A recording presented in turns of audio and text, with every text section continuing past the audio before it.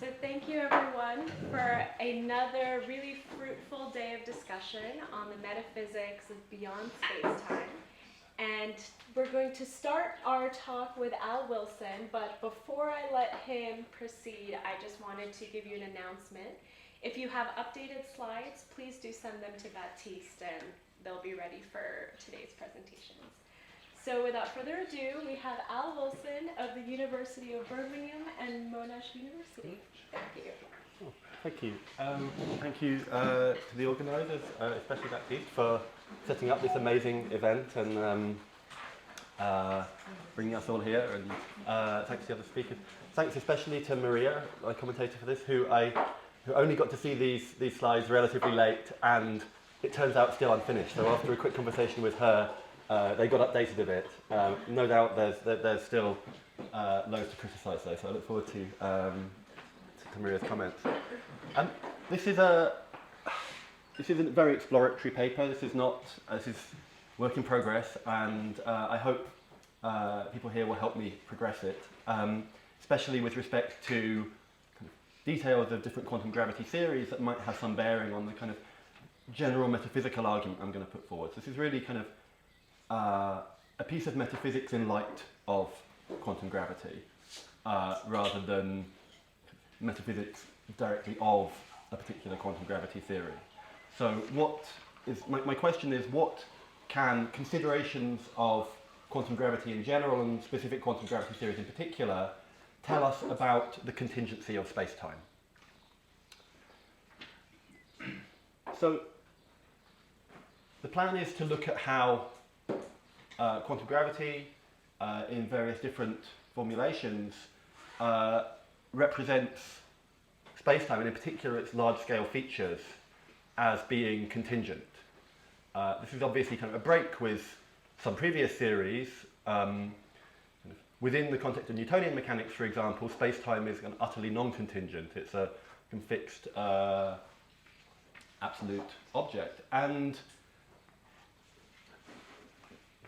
my sense is that metaphysicians, when thinking about space-time, have formed their ideas about it on the basis of older theories, like Newtonian gravity, not like quantum gravity. And so the kind of intuitions, the kind of fixed expectations and attitudes that are generally had within metaphysics when thinking about space-time and what the possible forms space and time can take, are not very well adapted to the kind of understanding of space-time that we get out of quantum gravity.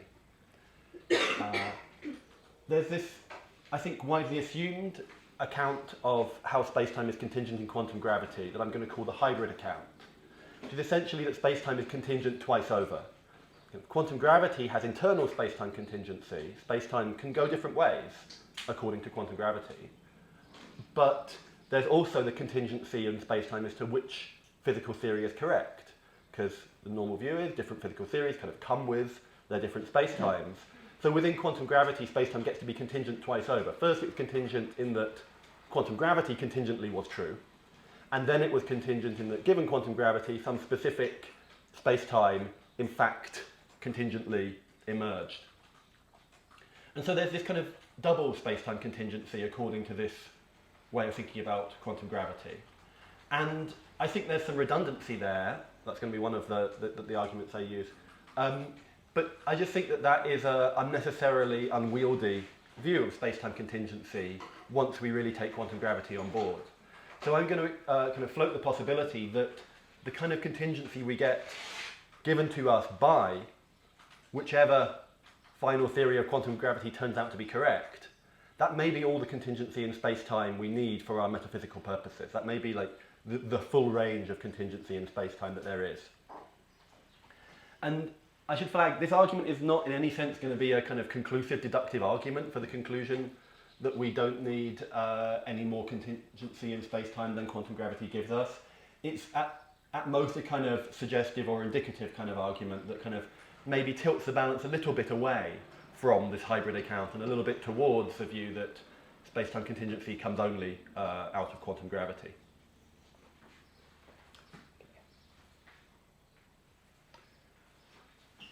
So here's the structure of the talk.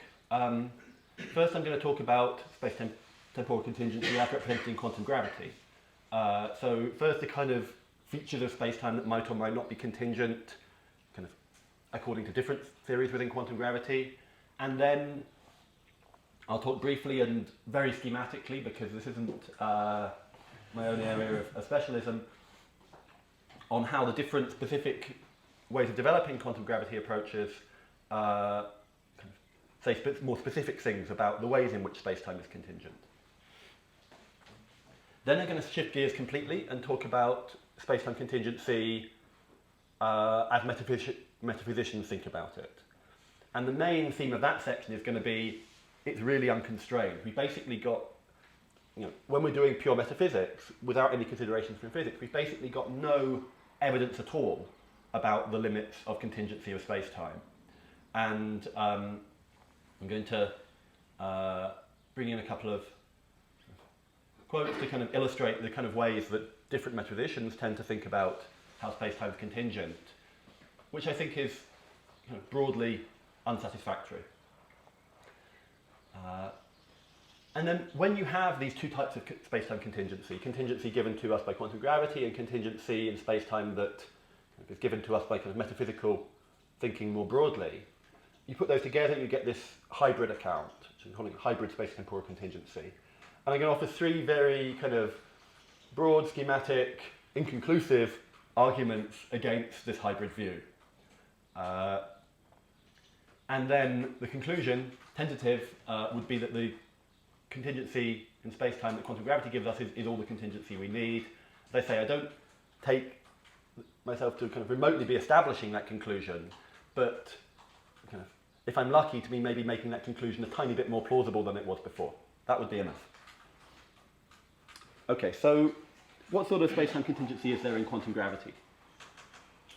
Well, one first possibility is existence. It might be that there are some models of quantum, takes the kind of correct quantum gravity theory. It might be that in some models of that theory, there just is no space-time at all. The kind of contingency of the quantum realm develops in such a way that the spatiotemporal structures just never develop. But assuming that there is an effective, a fundamental or effective space-time in quantum gravity theories, and I'm going to be focusing on kind of the effective spacetimes in these theories. Some of those effective spacetimes have contingent features. So I take it, for example, I'm going to talk about this a bit more, that in certain versions of string theory, dimensionality of effective spacetime is a contingent matter. Spacetime could have had more than the 4 dimensions it in fact has. And then other generic large-scale features, the topology, the curvature, and whether or not there are singularities in it. My sense is that some approaches to quantum gravity make those features contingent too, but that's really where I'm going to be kind of asking for input from all of you, most of whom know a lot more about the specific approaches than I do. So, take a string theoretic approach to quantum gravity first, and this is really kind of the most natural home for the sort of argument that I want to develop. So I think the kind of argument I'm going to develop works best in the context of string theory approaches, particularly I think in the context of M theory, with 11 base dimensions. And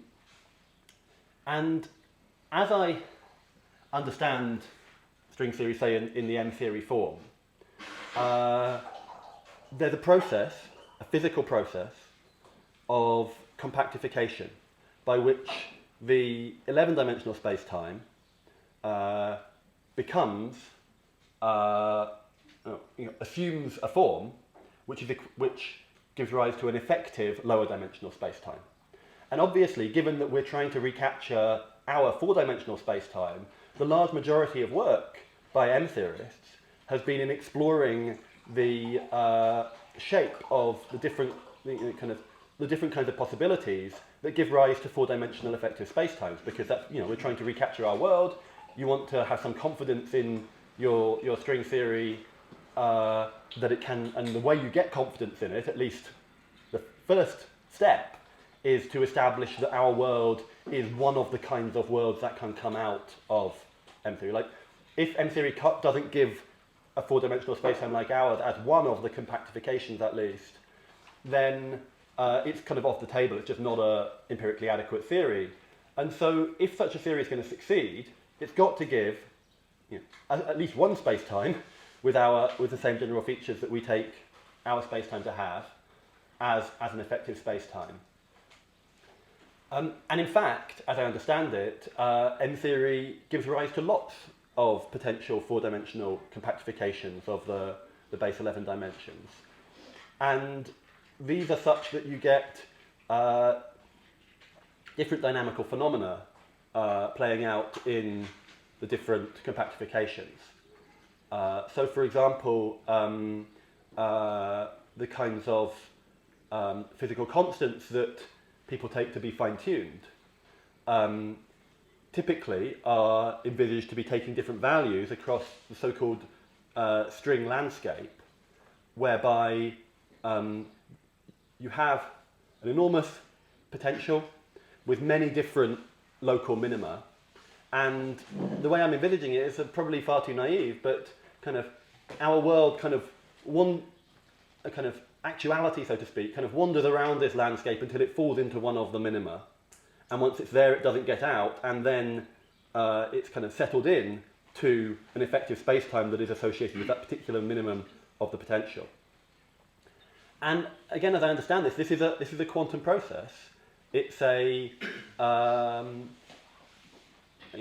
quantum mechanical theory, and so this is a process that involves quantum mechanical chance. Of course, this is heavily sensitive to what interpretation of quantum mechanics you're using, and I think it's very often combined with a kind of no-collapse kinds of approach to quantum mechanics, because if there are really this enormous variety of minima, the number 10 to the 500 gets thrown around sometimes, but from what I read, that number is just a kind of first-pass estimate. It's not in any sense a kind of nailed-down figure, and it could be many orders of magnitude larger than that. It's just not very well understood, and the landscape is kind of hard to map. You can kind of at most kind of study its kind of statistical features at the moment, rather than kind of give a kind of complete mapping. Maybe in 100 years' time, there'll be something like the kind of Human Genome Project, but for the minima of the string theory landscape, and we actually will kind of have a really detailed understanding of like which minima there are, how they relate to each other, and what their relative probabilities are in the sense of quantum probabilities. But that is not something we have at the moment when we're dealing with M-theory. We're kind of feeling around in the dark. We know there are some minima, but we don't know a lot about them. And so it's kind of a bit of a hope still, to some extent, that there will be one that kind of matches the parameters of our world tightly enough to be a plausible candidate. But suppose this works. Suppose I'm thinking about this in the right way, which may very well not be the case. But given the focus on kind of recovering empirical adequacy, recovering a spacetime like the one we see around us, with four dimensions and the kinds of physical constants that we observe, that has obviously been the focus of string theorists working with M-theory. But as I understand it, it is not the case that only four-dimensional compactifications are possible. Spacetime could have compactified differently to end up with effective spacetimes of other dimensionalities. Five-dimensional, like 4 plus 1, or higher dimensionalities, obviously up to 11 in M-theory with 11 background dimensions. But kind of how many of those dimensions get compactified away, I've been interpreting as a chance process, as a quantum chance process. And in that sense, it's obviously contingent in this theory, under this interpretation, how many dimensions there in fact are in effective spacetime. And this is kind of the main result I want to take away. I think this is what string theorists say. There's a kind of, I find some kind of throwaway remarks in Leonard Susskind that, like, of course we're kind of focusing on the four-dimensional space-time, but other compactifications are possible. We just don't have any special reason to be interested in them for the purpose of developing the theory. And given that, and given how like unknown the landscape features are in general, I think it's a completely open physical question at the moment what proportion, what kind of probabilistic proportion or what numerical proportion of the vacua of the string landscape are in fact four-dimensional. It could turn out that the four-dimensional ones are in some sense like a small minority, and maybe they're dominated by five-dimensional or higher compactifications. But kind of the probabilities, the relative proportions, don't matter very much. What matters is just that in this model, as I'm interpreting it, the dimensionality of effective dimensionality of space-time is contingent. Because that is a kind of surprising thing. I don't take it that there are many physical theories we've been considering up to this point where it's a physically chancy matter how many dimensions space-time, even effective space-time, has.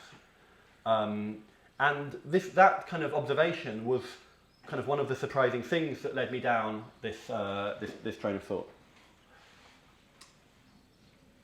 So, I'm going to say very quickly some things about loop quantum gravity. So, I mean, it's not just loop quantum gravity that gets you kind of answers to the kind of question I'm interested in. You need a full loop quantum cosmology. You need a kind of embedding of the loop quantum gravity theory into a larger cosmological model. And a lot of progress is being made right now in these sorts of models, but I take them to still be very incomplete. And in particular, I think it's not clear whether it's kind of, there is chance one in all of these loop quantum cosmologies that a space-time with 4 dimensions emerges. It could be that the kind of spin networks, for example, end up in a phase where they don't give rise to something that we regard as space-time.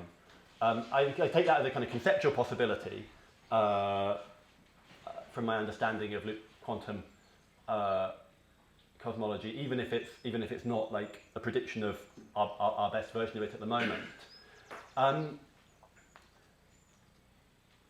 And the dimensionality, I also, from what I know, it's currently an open question whether or not kind of all of the effective spacetimes given by loop quantum cosmology will always be four-dimensional, or whether it's possible for higher dimensional spacetimes to emerge from loop quantum gravity. This is really me just putting this up to say, I don't know, but I would like to know, so if anybody does know, please tell me.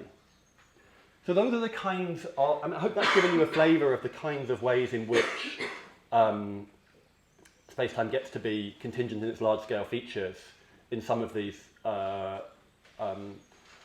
theories. I would be interested to hear more about kind of other theories or other respects of contingency that the kinds of theories I've discussed might include. I haven't thought at all about causal set theory in this context, for example. But just to remark, I've been focusing on contingency in the large-scale features of space-time, in particular in dimensionality. And there is, of course, contingency not just in quantum gravity, but in general relativity with respect to kind of local features of space-time, curvature. So that's already a departure from the contingency of space-time as it's represented by Newtonian mechanics. In Newtonian mechanics, every model has exactly the same background space-time. There's just kind of one fixed object which is common to all the models of Newtonian gravity. Whereas that's not true in GR. Kind of depending on the way the matter is configured, space-time will occupy different kind of patterns of local curvature. And in that scenario, there is already some contingency in what space-time is like that is coming straight out of our physical theory. It's not something we have to kind of get out of metaphysics.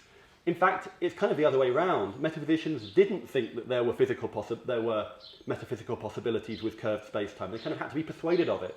Can't kind of on the usual interpretation, would have denied that it was a genuine possibility to have contingency in the curvature of space-time. And then that's something that now metaphysicians accept, but only because kind of physics led them to.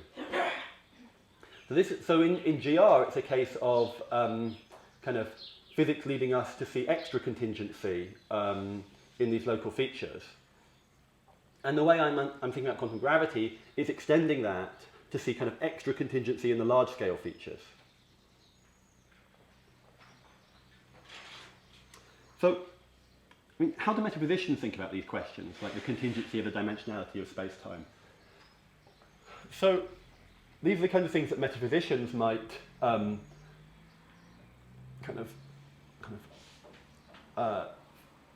first to mind when they're thinking about the ways in which space-time could be contingent. There's a question about whether space-time need exist in all possible worlds. Could some possible worlds be non-spatiotemporal? David Lewis talked about analogously spatiotemporal relations, and it seemed to him to be necessary that worlds be structured by analogously spatiotemporal relations, but not necessarily by space-time relations. So as I'm understanding it, for David Lewis, for example, even the existence of space-time is a contingent matter, although the existence of some structure analogous to space-time is not. And this is kind of linking back into some of the things that Sam was saying. We might need kind of some space in which things can be located, even if that space doesn't have to be space-time. Some kind of, I mean, maybe some way of arranging things so that they have, they stand in coherent distance relations, but not understanding those as space-temporal. There's a debate about how many space-times each possible world might contain. So there's this, some of you know about this island universes objection to David Lewis's modal realism. People say, well, surely there could be two separate space-times that aren't connected in one single possible world. My intuition tells me that could happen. And so the number of space-times, distinct space-times in a possible world would be contingent here. And there are arguments to do with like space-times that are nearly disconnected, and then like if that's possible, then complete disconnection should be possible. Dimensionality, I think, is kind of a clear case, and I'm going to quote or two about that in a minute. Topology, likewise, and I mean, metaphysicians probably wouldn't have kind of naturally come to the idea that singularities were metaphysically possible before thinking about general relativity, but now they do know about general relativity. Probably they think singularities could or could not exist. Dynamicity, by that I mean the way in which space-time is kind of a dynamical object in the theory, whether or not it dynamically interacts with the presence of matter, for example. Again, that's not present in Newtonian gravity on the ordinary interpretation, but given that it is present in GR, and most metaphysicians will think, well, Newtonian gravity is a metaphysical possibility, GR is a metaphysical possibility, so it's contingent whether or not space-time has this kind of dynamical feature, that it's kind of something that is that kind of acts and is acted upon. And the large-scale features, kind of once you've got metaphysical possibility of curved space-time, why shouldn't the large-scale curvature be contingent? These are the kinds of things that metaphysicians might look for in contingent features of space-time, and I guess one thing to observe is that this is kind of a larger set of features. The typical assumption is that the metaphysical contingency of space-time outruns any physical contingency. So why do people think that? So I've been reading some letters. There's this excellent new pair of volumes of David Lewis's correspondence that are quite kind of instructive about kind of the background to Lewis's thinking. He says things in the letters that he kind of doesn't want to dare come out and say in print and be committed to. But here I think he's kind of reflecting pretty much his published position. In this letter to Megan McLaughlin, he says, I certainly think there are worlds that don't have anything just like our sort of space and time. Whether there are worlds that don't have any sort of space and time, so whether there are worlds without space-time at all, is partly a question about what sorts of worlds there are, and I don't claim to know the answers to all such questions. So this is an expression of ignorance. Lewis thinks there's a fact of the matter about which ways space-time is contingent, but we just don't know. We're not in a position automatically, as metaphysicians, to know the answers to all such questions. Here he's showing more humility than most metaphysicians show. A very widespread view is that conceivability entails metaphysical possibility, and as metaphysicians we can use conceivability to settle all these questions. Lewis is a metaphysician that kind of takes these questions seriously, thinks they have answers, but doesn't think that there's any kind of automatic way that we can use intuition or a priori and conceivability to settle them. They might be kind of questions about which we're irredeemably ignorant. But he also says it's only partly a question about what sorts of worlds there are, whether there's space-time or worlds. It's partly a question about what gets to count as space and time. So what he calls a verbal question. And I'll come back to that sort of distinction at the end, distinction between what sorts of structures there could be and which structures count as space and time.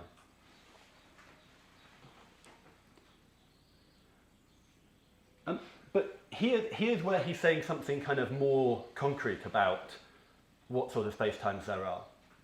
So this is an earlier letter. This is kind of during the period where he's writing on the plurality of worlds, and he's kind of formulating the views that are later going to be set out in that book. So Van Meningen is kind of asking about what recombination principles should be included in Lewis's modal theory. And Lewis has this principle of recombination. Basically, if there's kind of things are arranged, if it's possible that things be arranged one way, then any rearrangement of those same things is also possible. Sometimes calls it the Patchwork Principle. And so he kind of describes this kind of patching together procedure. Like if we can have infinite Euclidean four-dimensional space-time,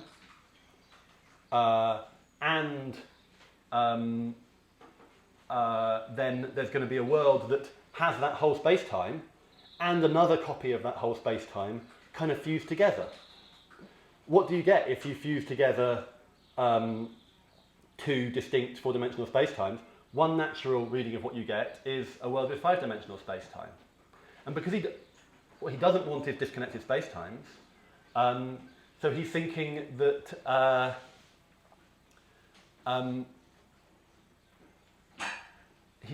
this five-dimensional space-time is a genuine possibility. But he actually doesn't want, sorry, this is a little bit confusing, because he doesn't want a recombination principle that will get you that. He thinks that's kind of an abuse of recombination. But he's saying he believes that it's possible for there to be five-dimensional space-time. It's just he doesn't believe it because of these recombination kinds of arguments, whereas other people might accept those recombination arguments for it. Why does Lewis think that there could be five-dimensional space-time? He doesn't say. It just seems like there could. It doesn't seem like any reason why there couldn't be.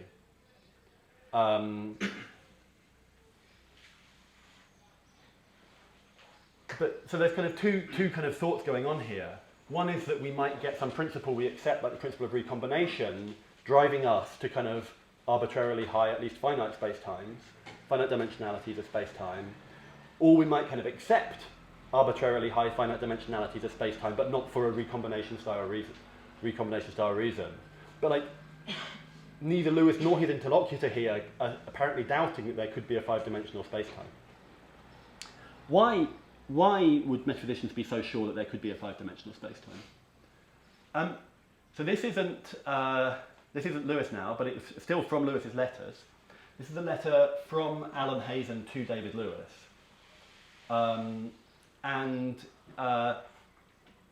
Lewis quotes this bit back at Hazen in his reply.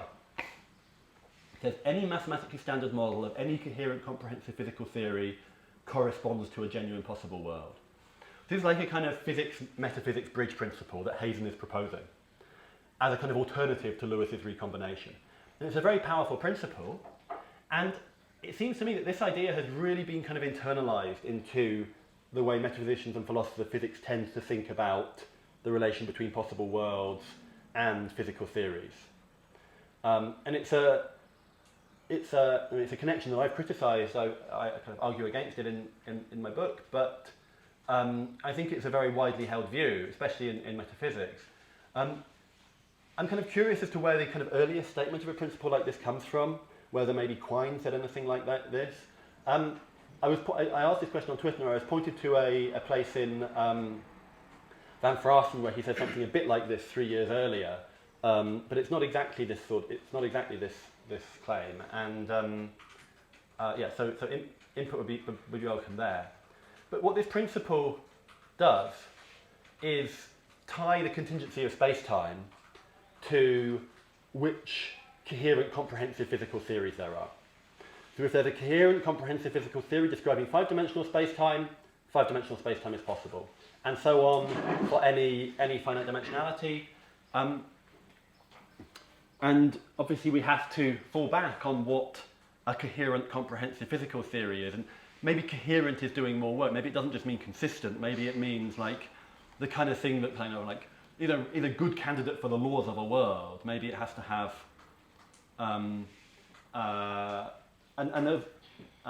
maybe it has to have a kind of, and the comprehensive as well. Does that mean things like it has to put a probability distribution over all of its possibilities? It's not clear which kinds of physical theories come in here, but I think it would have been regarded as clear by most proponents that you can have a complete, coherent and comprehensive physical theory with 5 dimensions or higher of space-time. There doesn't seem to be any obvious obstacle to that, especially because these models have been developed now.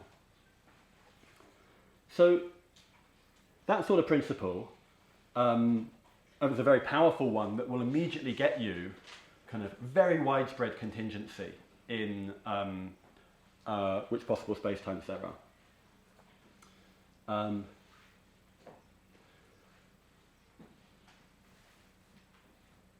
And under the usual ways we represent space-time,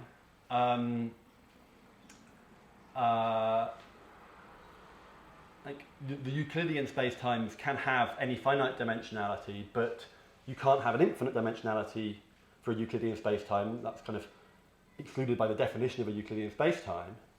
But we can accommodate those structures fairly straightforwardly by generalizing to Hilbert space structures, which can have infinite dimensionalities. And it doesn't seem any reason in principle why we couldn't have an infinite dimensional physical spacetime where Hilbert space is used to represent that, if we're kind of assuming this sort of Hazen principle whereby any coherent complete physical theory corresponds to a genuine possibility. So, I mean, one way to think about this is kind of what might stop that? Why might a physical theory with some higher dimensionality kind of suddenly become incoherent when a lower dimensionality wasn't coherent? It's not obvious why that would occur. I mean, sometimes people think kind of, we want to exclude certain spacetimes from coherence because they contain causal loops and lead to kind of potential inconsistencies or something like that. But it doesn't seem that just increasing the dimensionality of spacetime is ever going to give you that sort of problem by itself. So there will presumably be consistent coherent physical theories with arbitrarily high dimensionality of Euclidean spacetime. Just consider kind of empty Euclidean spacetimes. Why not have a physical theory that just says there's an empty Euclidean spacetime with nine dimensions? So it's not clear why, if you have this sort of attitude, where contingency would ever stop. So I would say that's the kind of orthodoxy, but it's an orthodoxy that I want to try to challenge. So there's this hybrid view. Some metaphysically possible spacetimes are physical possibilities within the theory of quantum gravity, which is in fact correct. And others are metaphysical possibilities that aren't correctly described by the actually correct theory of quantum gravity. So we've got kind of two ways in which a spacetime can be possible. It can be possible because the true physical theory says it's a physical possibility, or it can be possible because metaphysics says it's a metaphysical possibility. And what this leads to, the first thing I want to point out is some spacetimes are going to get to be possible twice over. They might be possible as an emergent space-time that is like emergent from one model of the true underlying quantum gravity theory. But you might also have an exactly structurally analogous space-time, which is just metaphysically possible in its own right, and you get by the sort of Hazen principle.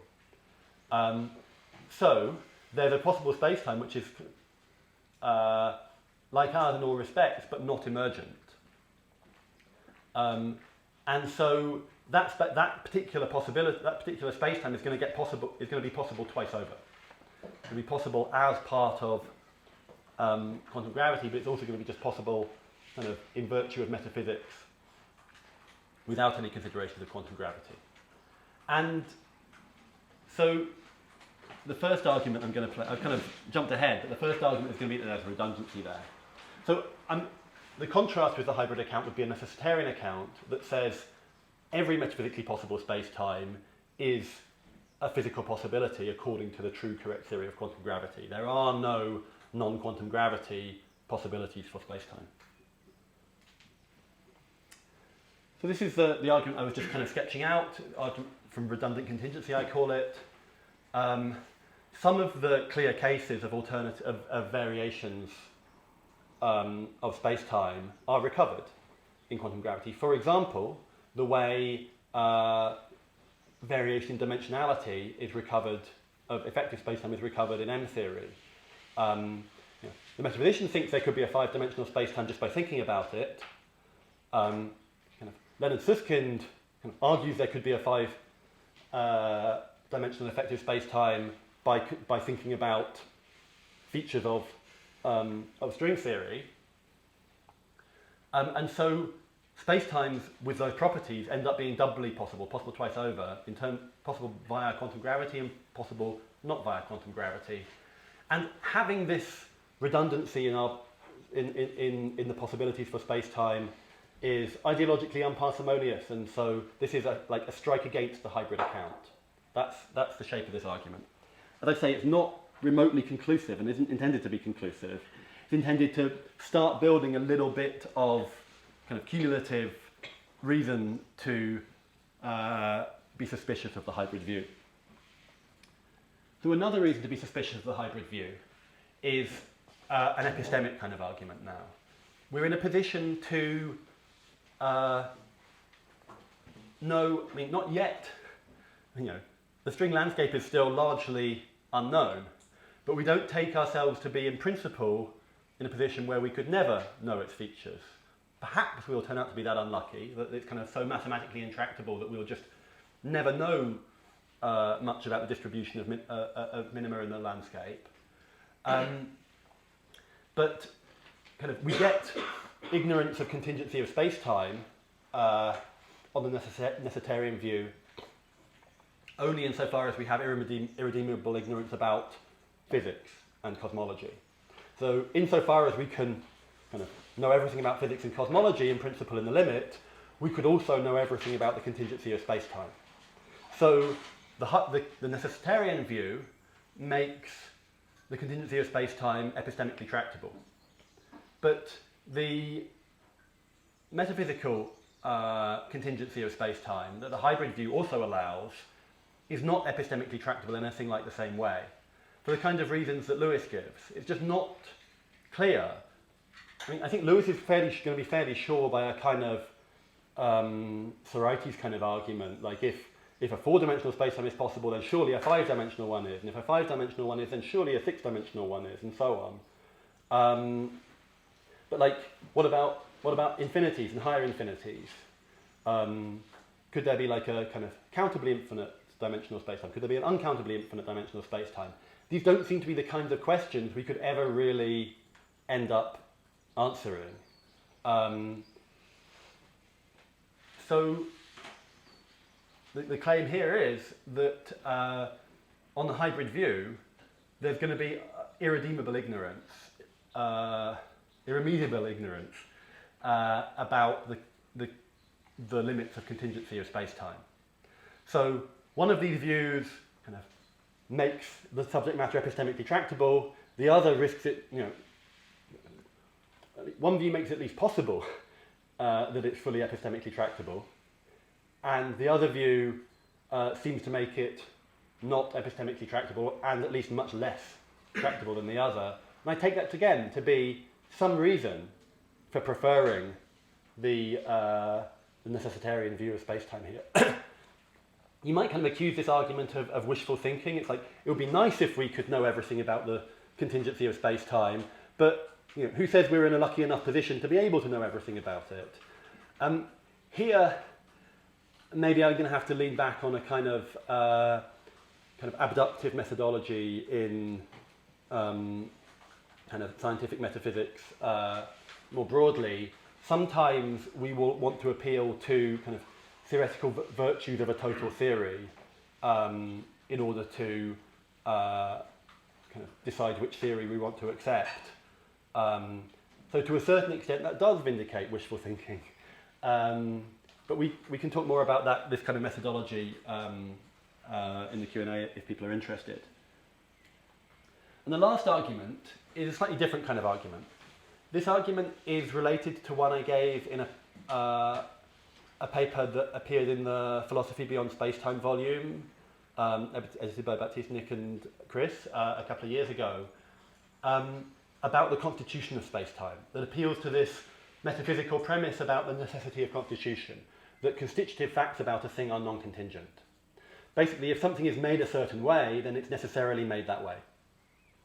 And so, if the way in which space-time, in fact, according to quantum gravity, emerges from some underlying physics, is a constitutive fact about it, which seems kind of plausible, and if constitutive facts are necessary, this kind of Kripkean necessity of constitution assumption, then if effective space-time is emergent in our world, it's going to be emergent at all worlds.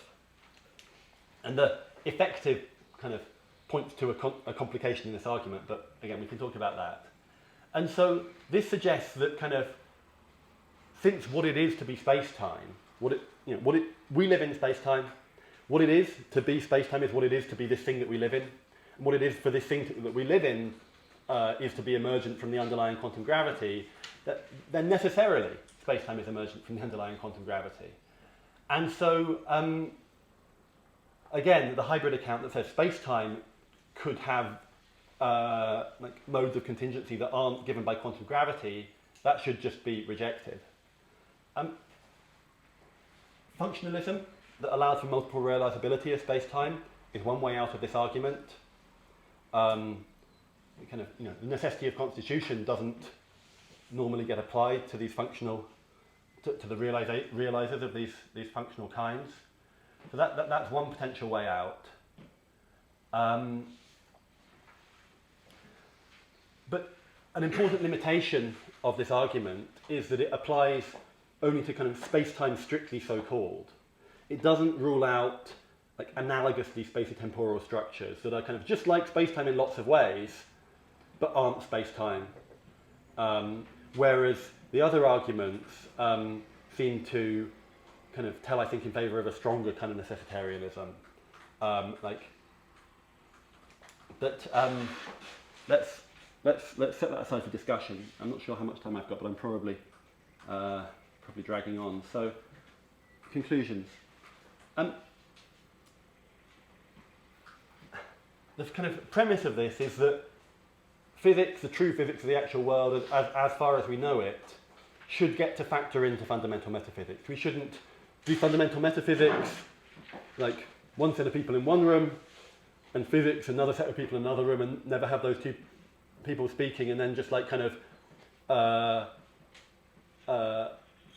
like merge together, like stick together what they've discovered to get our total theory of the world. We should be looking for a total theory of the world, including physical and metaphysical aspects, kind of as a unified project. And once you start to do that, there's a kind of fairly simple and I think attractive theory of spatiotemporal contingency that says we've got enough spatiotemporal contingency just internal to quantum gravity. Maybe that's all the spatiotemporal contingency we need. It's simpler, because contingency is then just a physical matter with respect to space-time. We don't have to have like two kind of modes of variation of space-time's features, the kind of physical and the metaphysical modes. And to try to kind of back up that kind of very general kind of simplicity kind of line of argument, I tried to put it in a few more concrete forms. One, this argument from redundant contingency that says we don't want kind of space-time structures to end up being possible twice over. That's unparsimonious. We don't want a theory of space-time contingency that makes the contingency very widely unknowable, for the same sorts of reasons that in general, that theories that kind of include like a huge amount of inaccessible fact in a domain are not generally going to be the best theories. All other things being equal, we like a theory that says kind of the facts that are out there to be known are not so far divorced from the kinds of facts that we actually know. I think that's a kind of ceteris paribus kind of principle that is a good one. And then finally there's this argument from dynamical role, which is a bit more specific, relies on these sorts of assumptions that metaphysicians themselves use. So it's more like a kind of challenge to the hybrid account from within, whereas the first two are more challenges from without, if that makes sense. So yeah, the suggestion is that maybe quantum gravity just gives us all the space-time contingency we need, and the fact that, and our kind of naive belief there was more space-time contingency than that can just be given up without any great loss. Thanks.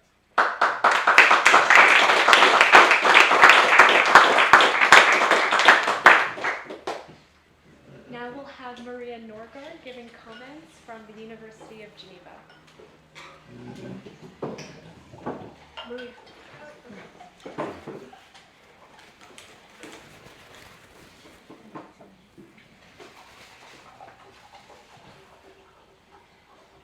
So thank you for that talk. As I told you yesterday, my inner physicist and metaphysician have been quite at war this last week. So I hope we can settle that a little bit today. So I have 3 comments or questions, mostly focusing on your 3 arguments, which I thought were the most central part to this, at least for me. And let me just start by making some drawings. So, if we is this okay for? Yeah. I'll just take that to the summary. Beautiful.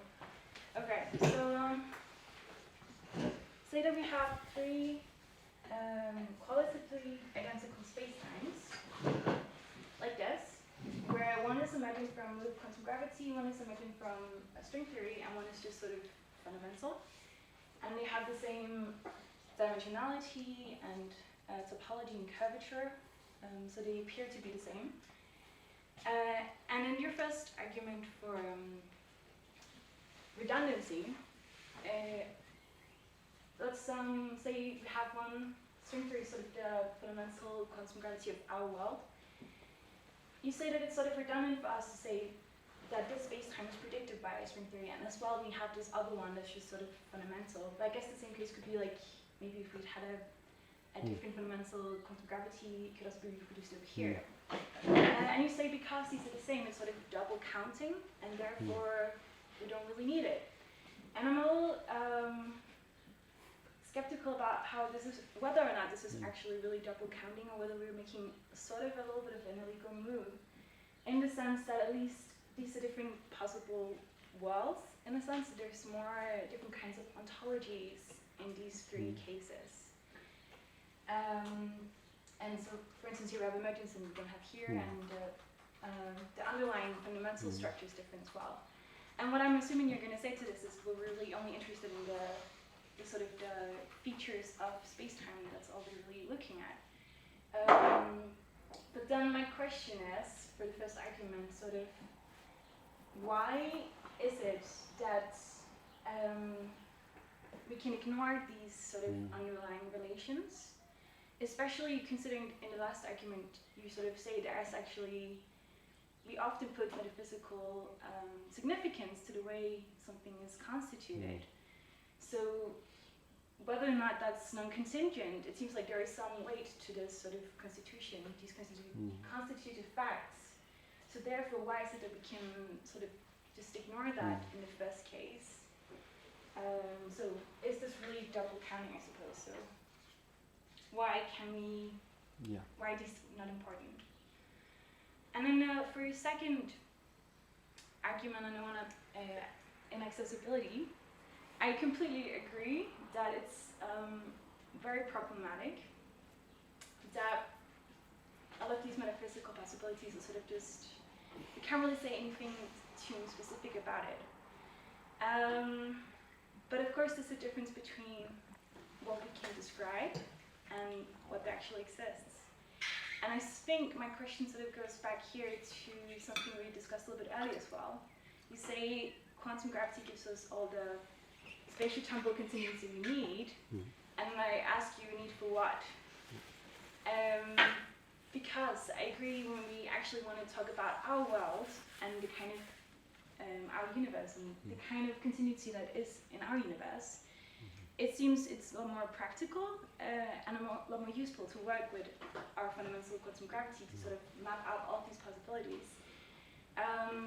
But I'm not sure that convinces me that we need to reject that all these non-quantum gravity physical possibilities are not possible at all. So my question is sort of like, will you be happy with just saying, okay, we can, at least for practical purposes, a lot of the metaphysics we can do, we'll just go there without necessarily rejecting everything else, and sort of just leave it at that. For the most part, we're happy with this, and we can say a lot of useful things about that. And then my final question for the final argument on the dynamical world. I'm not going to argue against necessitarianism, but I'm going to ask something you're also into a little bit. So if we say that these constitutive facts are actually non-contingent, and if we say in our world, actually string theory is what sort of gives rise to our effective space-time, whether, so this is all we can call space-time, and even if there have been different fundamental laws, so maybe like loop quantum gravity, which also sort of is an emergent space-time, we still would not call it space-time, because these constitutive facts are different, right? Then as sort of, I think was in your second letter as well, so like, okay, but then do we actually just move it up a little bit and say, okay, maybe these are not both space-times, but they have a lot of the same features, and are these two non-space-times then of the same kind? And can we learn something interesting from that, or is it not relevant at all? So I think those were my questions. No, that's fantastic. Yeah, thank you, Maria. I mean, I think you're pushing on each of these arguments in the right place for that argument. And one easy thing to say is that these arguments aren't meant to be conclusive, but the question is kind of whether there's any force to them at all in light of the considerations you're raising. And I don't know whether there are, but let me try and just address some of the things you said there. So yeah, if you're looking at kind of that possibility, and that possibility, and that possibility, then they are different. And I think what this suggests is that the question of whether space-time is the contingency of space-time and the contingency of underlying physical theories can't be disentangled. So I mean, in previous work, as you know, I have defended the more robust, more extreme view that fundamental physics is non-contingent completely. So, you know, if this is correct, then this just is impossible, and this, as a fundamental ontology, will also just be impossible. And so obviously if that broader view is correct, then spatiotemporal contingency kind of falls out. And what I was trying to see in this paper is whether there was a case that could be made for the contingency, for the non-contingency of space-time, or for like tighter limits on the contingency of space-time, than metaphysicians usually allow, that doesn't rely on the kind of shortcut that goes via fundamental physics as a whole being non-contingent.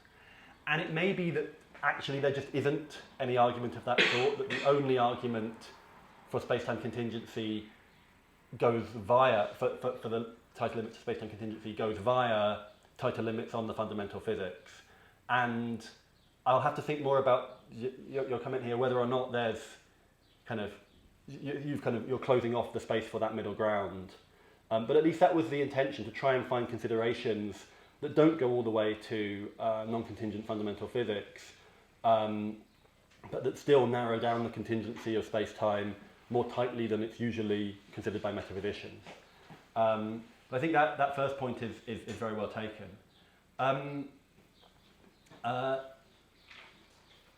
The second point about the epistemic inaccessibility, has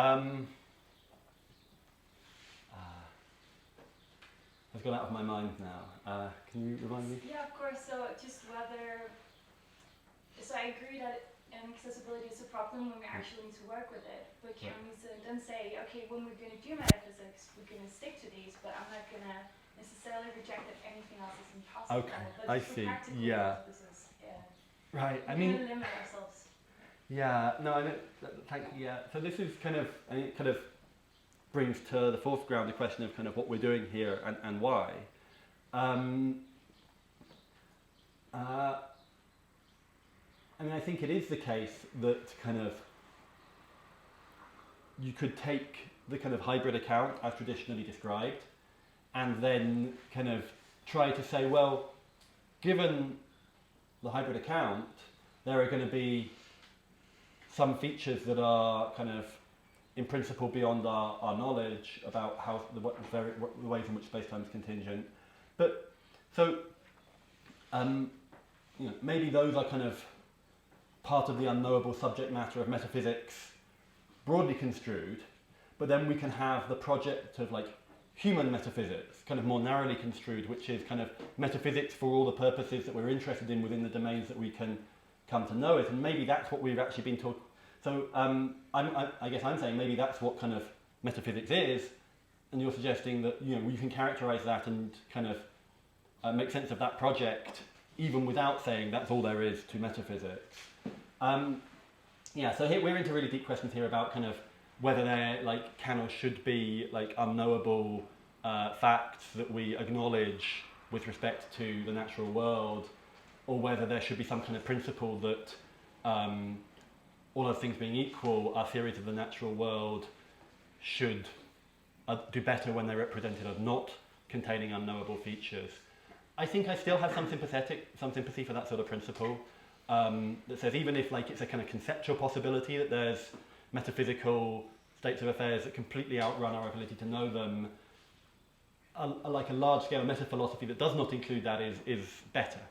And I could kind of try and justify that on kind of Quinean best total theory reasons, but let me not, because I think it would sound quite weak if I tried. So yeah, I think that's a viable reply. And on the third argument, which I think I changed the name, I think I called it dynamical constitution or something rather than dynamical rubber, but it doesn't matter. What that would get you would be that this is the only space-time, but there could be a structure like this, and there could be a structure like that, and then we could call them like generalized space-times or something like that, or call them locational structures or something like that. And then it's kind of a cheap claim that space-time has to be like this if locational structures can be much broader. And I think I would grant that too. But I don't know, the necessity of constitution isn't taken just to be, by most metaphysicians, to be kind of just a kind of a verbal principle. I mean, Lewis called it verbal. And I think Lewis would have a lot of sympathy with what you're saying. It doesn't matter whether this counts as space-time strictly construed. But then that was because Lewis had zero patience with the kind of Kripkean kind of metaphysics. And there's an awful lot of people that are still Kripkeans in this sense that think that it's not just it's not the necessity of constitution, it's not just a matter of what we call a thing, but what a thing really is. And so these things would really not be space-time, and there's a genuine metaphysical difference. And so we still have discovered something important. It's not just a verbal thing that these aren't counted as space-time. So that would be a way of retaining some force still to the argument. And I think that is a widely held approach. And as I say, these arguments, I think, they're not intended to be conclusive, and so you've kind of pointed to all the ways in which they're not conclusive. The question is whether there's any force that remains of them, and yeah, maybe we can think more about that in discussion. So thank you.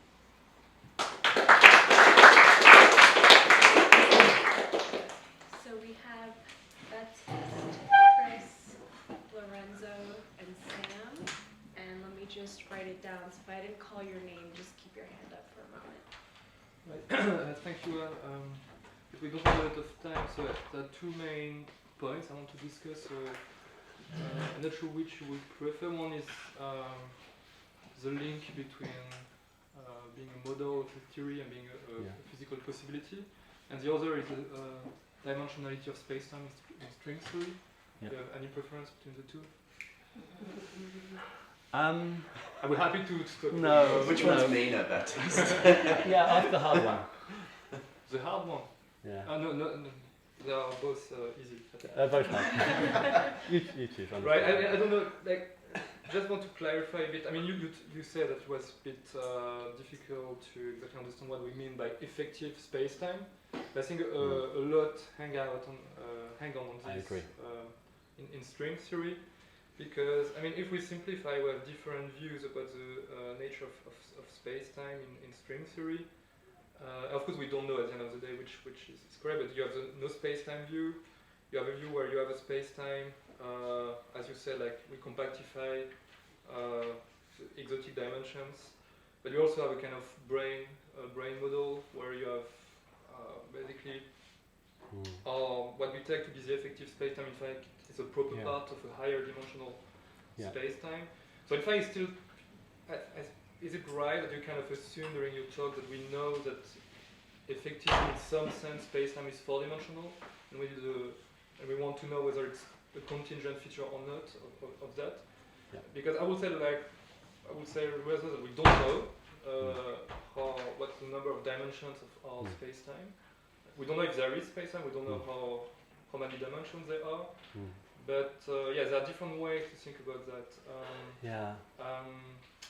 And yes, of course, you have this idea of, Nick did a lot of work to show that even what we mean by effective space-time in string theory is quite ambiguous, because you have this, in the formalism, you have this kind of background effective space-time called the target space, but Nick has arguments trying to say, well, look, we should not identify this background target space to the phenomenal space-time, what is measured by words and clocks. So it's a bit fishy even how we are going to identify space-time in the context of string theory. So this is the impression that the best thing we can do is to build some models that will look, one option, effective space-time is kind of really built from this complicated description with duality between different descriptions, and so we have two different levels, really, like the level of the dually related different models, and then we have the effective model of space-time, and so perhaps there we'll say, well, look, what I'm interested in is just the emerging four-dimensional space-time, and I want to know whether this kind of emerging structure is necessarily four-dimensional or not. I don't know.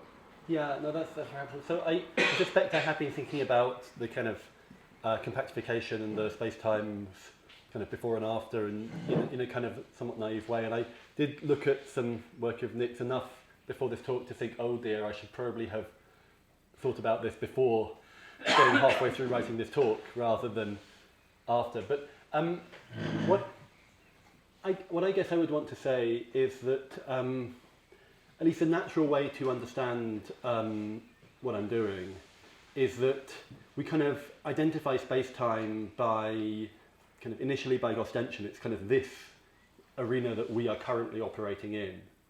And so that four-dimensional thing definitely deserves the name space-time, no matter what it might be emergent from. And the more that the thing that it's emergent from differs from it, the less that thing that it's emergent from deserves the name space-time. Like if we can't call both things space-time legitimately, then the thing that we kind of initially identified as space-time, this four-dimensional arena we live in, that's the thing that should kind of keep the term. That's the kind of best deserver of that term, if you want to put it that way.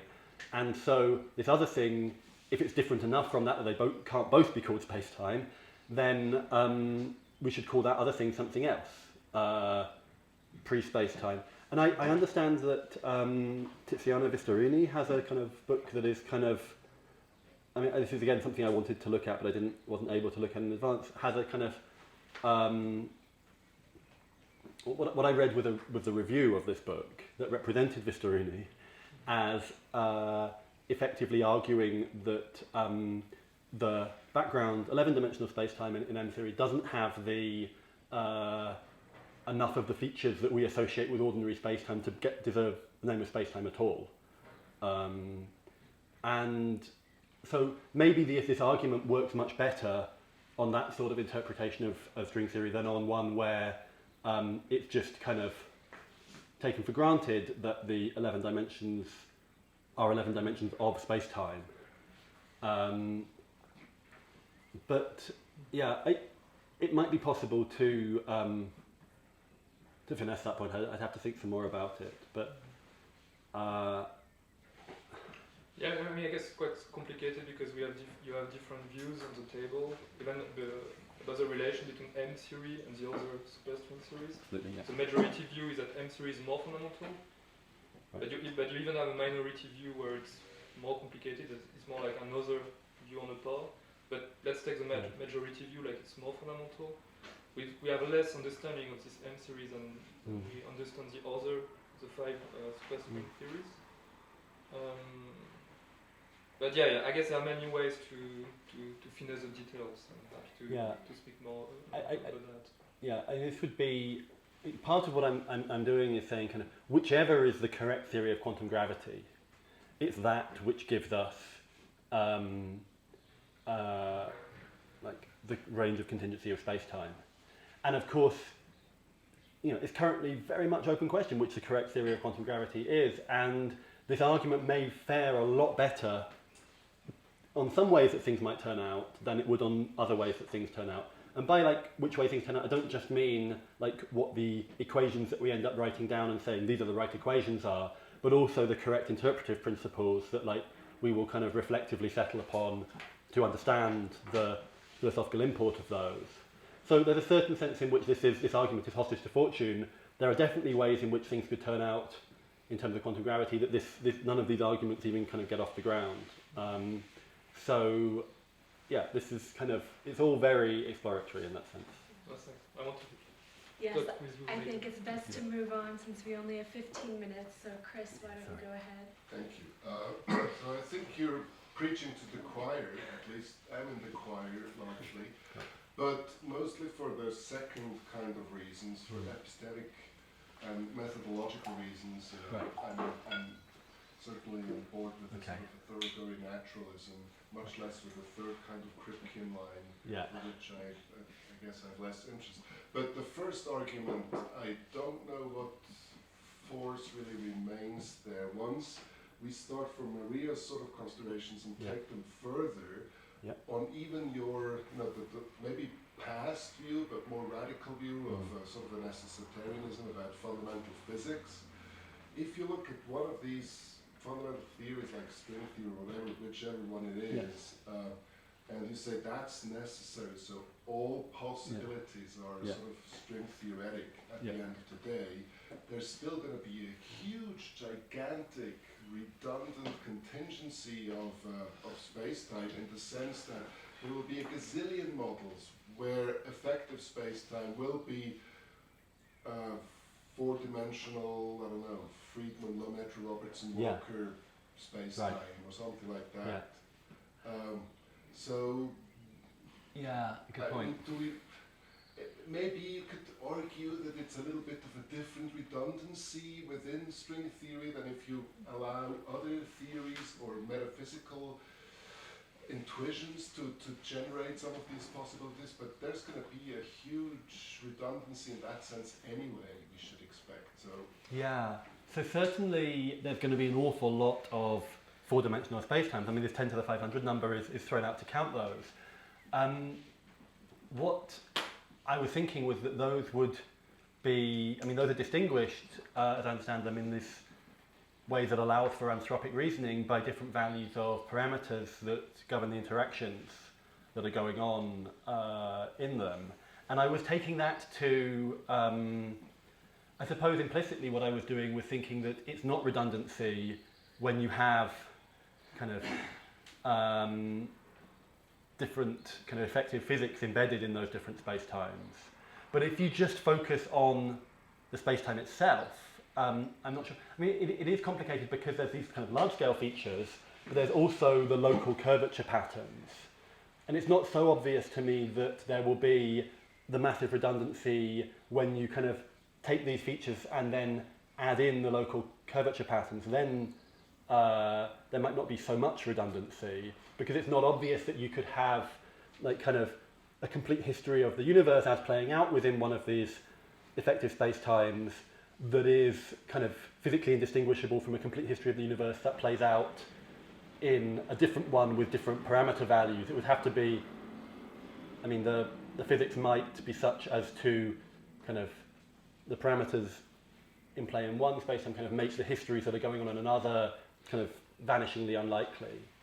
But yeah. to go to loop quantum gravity, forget about all the other ways in which you can differ between the models in string theory. There's going to be at the effective level many ways in which something effectively Friedmann-Logarithm could be implemented or realized by just having little twists and differences in the fundamental spring network or something. That's, of course, there's going to be there in some sense. There's going to be that they're discernible, they're distinct models, but effectively you will not see that. This will be washed out. No, I see that in the case I just made doesn't work in loop quantum gravity in the same way that it does work in string theory. So, yeah, I mean, is it going to be the case that like all of the transition probabilities are exactly the same for the physics that goes on in such worlds with different like kind of micro granularities of space-time? It feels like there's going to be some tiny probabilistic differences, but maybe not to rising to the level where they make an observable difference. This is definitely something to think about more, so thank you. So next we have Lorenzo. So two quick objections to the first two arguments. In contrast to Chris, I actually think the cryptian one is the most persuasive. That's great. It's always good when you get like opposite reactions. Ideological parsimony. So ideological parsimony refers to the number of primitive concepts that you have from which you can define the rest. So your argument only applies if the two senses of possibilities they're taken as primitives, but not if they can be defined. And it seems plausible that maybe you could define them. So I think that first Maria and then Chris suggested that maybe it's a form of ontological parsimony that you're really driving at. Number two, epistemic objection. It's not clear to me, if you had the following view, so you thought that a possible space-time is or is represented by any structure whatsoever, mathematical structure whatsoever, that satisfies a certain functional definition or satisfies a certain ramified theory or something like that. Then it's not clear to me that there is an epistemic objection. There is more difficulty in deciding whether a particular space-time you can find it among the backbone of the string landscape than there is to find it, say, in the structures allowed by the ZFC set theory plus a billion Wood incardinals. I don't see why a priori it would be difficult to find one or the other. Yeah, no, this is a good challenge. On the first point, maybe ideological parsimony was the wrong term. I mean, I didn't mean the kind of narrow thing in terms of kind of counting primitives. I meant in terms of, I guess I was thinking, maybe I should have said theoretical complexity, because I do mean to bring ontological considerations in there. I should have said like total theoretical complexity is reduced when that includes ideological and ontological components, because one can definitely, I think, make the trade-off, and I'm not just looking at the ideological side. So that point's well taken, thanks. On the epistemic inaccessibility, I mean, I take it it's not just a case of ignorance about mathematics that leads Lewis, for example, to think that there is this sort of uncertainty about the space of genuine possibilities. and maybe Lewis is a bit of a special case, because Lewis, of course, thinks that these possibilities are real and concrete, and so there's like at least a conceptual possibility that there should be mathematical structures that aren't realized by any possible world. I think he thinks there likely are mathematical structures that aren't realized by any possible world. Of course, there are kind of versions of that view. Kind of Max Tegmark talks about the mathematical universe where there really is like all mathematical structures getting physically realized, and we're just living in one of them. And maybe a kind of more extreme kind of modal realism would recover epistemic accessibility that way, kind of plenitudinous kind of approach.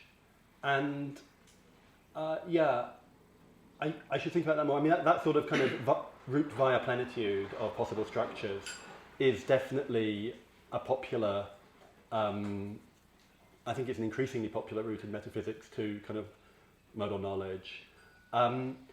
There's whether or not these structures have the right properties to counter the physical theory, to counter the kind of like I don't mean physical theory, to counter the kind of thing that could characterize a genuine possible world. And those principles, I take it, are the kinds of things that we are not necessarily in a position to be confident about either. So I guess this would be my kind of attempt at a direct response.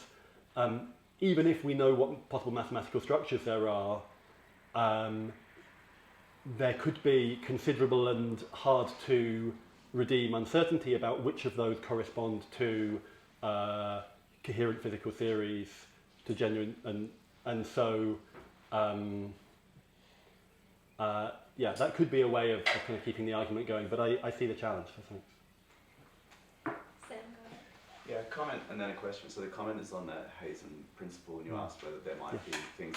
I don't know of it exactly being stated, but I can point you to two places where it's used before that. So one place in the debate between Smart and Ehrlich, Ehrman and Van Frassen about the reduction of space-time to causation.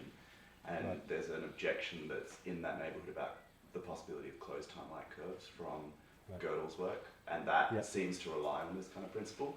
And then the next person is Gödel. So when he in his argument against the existence of time, he seems to rely on the fact that because he's got these models of space-time, which are closed time-like curves, those are genuine possibilities because he can get them out of mathematics. So there might be an explicit statement as early as like the 40s. That would be really helpful. So that's the comment. The question then is about the principle. So I worry a little bit that if you give up the Hazen principle, you can't run that second argument, because part of what you said was, well, look, if we have these mathematical models of quantum gravity, then we've got a robust epistemology of them. But as soon as you give up the Hazen principle, you've now got to work out which bits of the mathematical structure are corresponding to possible worlds. Yeah. Okay. Right. So I would need a kind of enough of a principle to take quantum gravity and be able to think coherently about what the possibilities are according to quantum gravity, without having a principle that then generalizes to the other theories. Nice. Yes. Do I have any response to that on the spot?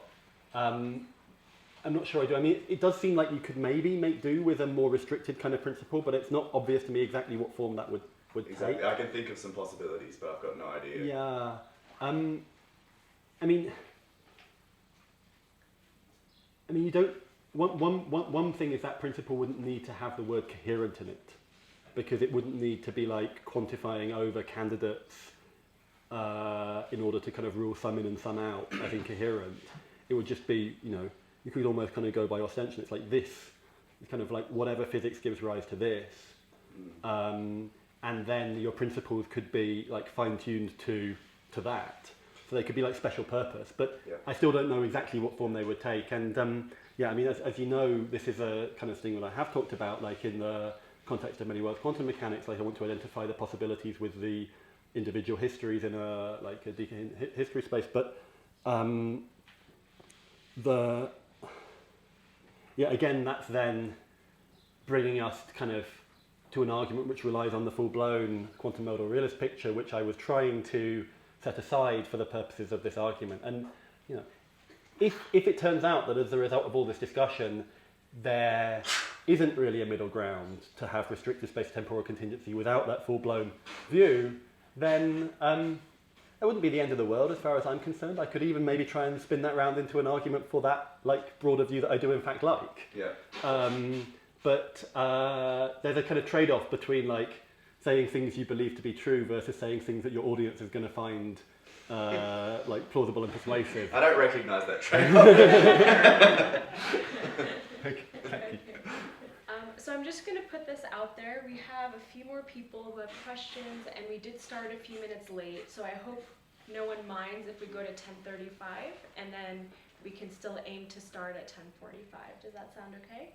All right, awesome. So I'll try and be quick. Let's go to James. Thanks. Yeah, I just want to make a couple more points about strings. So you talked about previously, you can tell my voice is coming. So you talked about the universe as kind of wandering around and falling into one of these minima, but at least as I understand it, that's kind of an additional step. So what you start off with is different string solutions with different compactifications, and that's kind of it. But then people ask, why do I get one rather than the other? And they want some physical explanation for that, and then kind of blend up string theory with eternal inflation or something like that, and have this string theory solution like bubbling off, that string solution bubbling off. Right. And I just wanted to... Yeah, okay. That's Is that's folded into the kind of phrase the landscape, is it? Well, yeah, I mean, Baptiste and I talked about this a little bit in our paper, so I think you can start talking about the landscape as just like this menu of different solutions of string theory depending on what your compactification is. Then, so that's just like a normal kind of space of solutions picture of theory, but then you can think about the landscape as, could all of these be realized like in one world somehow, and what would the mechanism be? And then you have to introduce some more physics, like eternal inflation. Okay, so I was just kind of taking as my like reference point a presentation of the view that did include such a kind of extra bit of physics. And Susskind speaks in this way. So. Yeah, I think that's probably my problem, because Susskind was kind of my introduction to this, and the kind of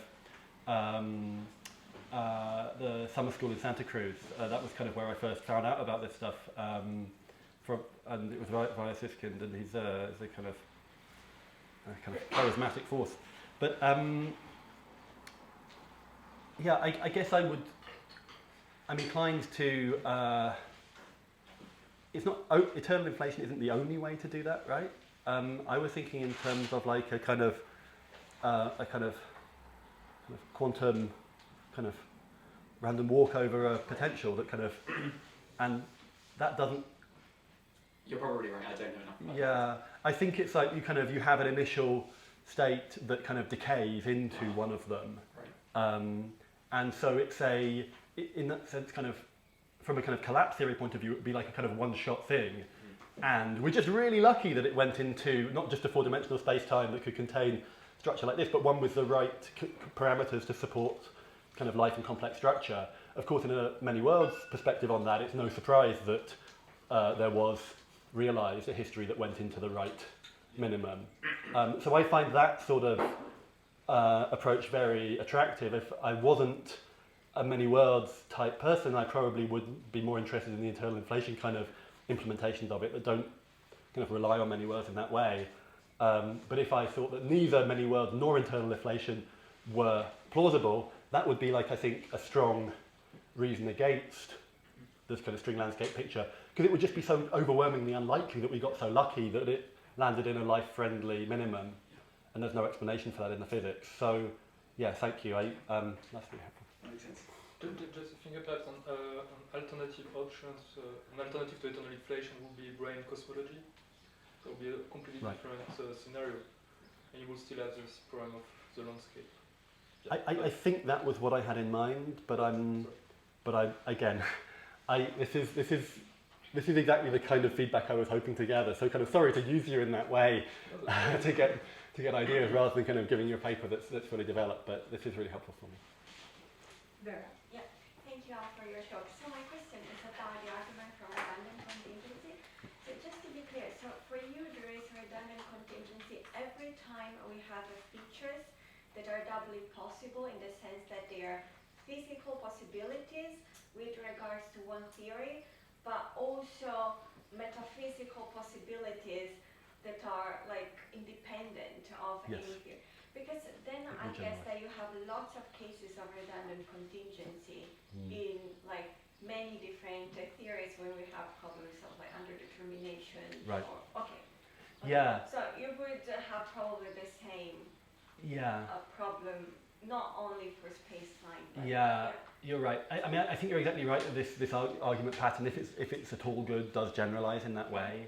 And I guess I would want to say, well, yeah, let's like provisionally endorse that and see whether any problems fall out of it. So yeah, if they have specific problems there, please do suggest them. Why do I like this kind of pattern of reasoning in general? I have a feeling that this is the kind of thing that has happened before in philosophy, in natural philosophy, quite a lot. When, like for example, we might have thought that, like, you know, prima facie matter could be atomic or could be continuous, but now we've got such a good atomic theory that makes account of like all of the reasons we might have wanted a continuum theory of matter in the first place. That gives us some reason to think that maybe we didn't need to take matter, a continuous matter possibility seriously in the first place. It just kind of looked like we did. And in general, yeah, there's this kind of thought that it's okay to downgrade things from genuine metaphysical possibilities to mere epistemic possibilities if they're not playing an important role as genuine possibilities in our broader theory. And the redundancy is suggesting that in general they won't be. But I do take Maria's point to heart still that, you know, these things may be redundant in their structure matching, but when you consider the whole thing, there is no longer some redundancy.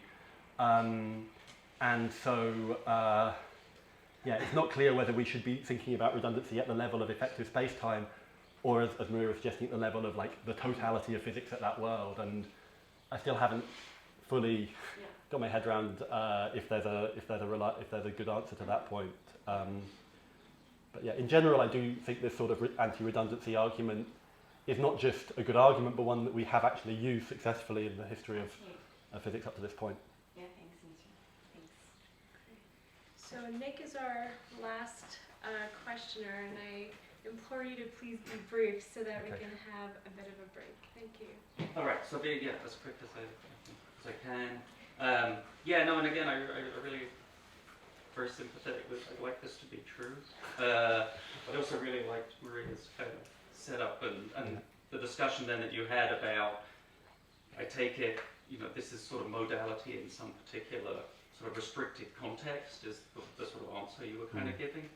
But thinking about the sort of second argument, the epistemic inaccessibility, I guess I wanted to point out that domain may be rather more circumscribed than you're thinking even now, because I'll come back again to the sort of tabletop experiments in the paper that Mike and Nielsen have written, and then also again I mentioned Wallace's paper about low energy quantum gravity. In some sense, according to him, we're already at a regime where we can see that there have to be quantum superpositions of space-time. The tabletop experiments, you know, maybe in 10 years, there'll be another way of sort of seeing that in a more kind of theory-independent way. So we're actually very close, I think, at being able to actually epistemically distinguish, empirically distinguish between a quantum theory of space-time and a primitive classical theory of space-time. Anyway, so that's kind of the comment.